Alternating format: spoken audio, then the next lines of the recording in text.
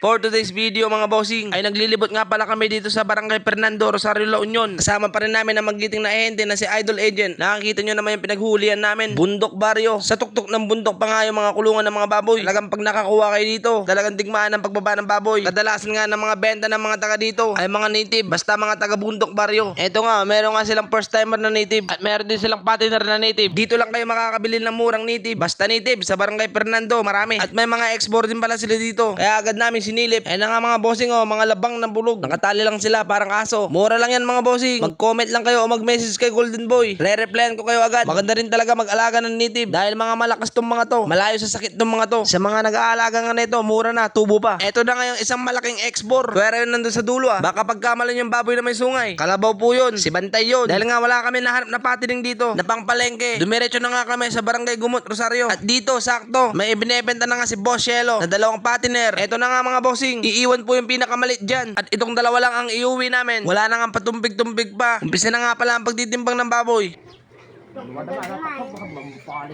Tapikin mo sa mukha kuya, mukha. Tapikin mo sa mukha. Yan. Sige sa lang. Tapikin mo sa wait, boss.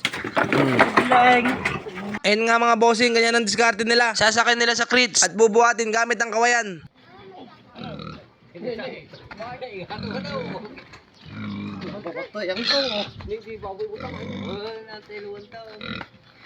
Ayun mga bossing, kita nyo naman, tawang ng hirapan, di baboy. Dito na nga pala namin titimbangin yung baboy. Bubuhatin namin yung crates at sabay sasabit sa kiluan. Ganyan lang kasimple mga bossing. Ayun, naisakay na nga yung pangunang baboy. Eto na nga yung panghuli.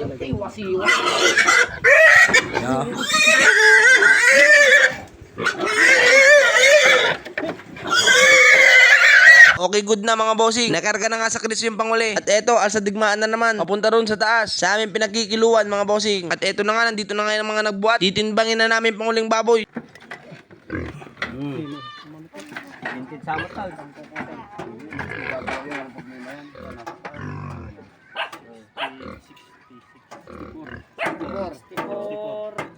Okay na nga mga bossing, tapos na kami nagtimbang at tapos na rin ang maayos na transaksyon at maayos na rin nakasakay ang mga baboy dito sa aming mahiwagang kolong-kolong. Kaya maraming salamat sa ahente namin si Idol Agent at maraming salamat sa seller na si Boss Cielo. Hanggang dito na lang mga bossing. Sa ang dako man ng Pilipinas, nag-iisang Golden Boy. Peace out.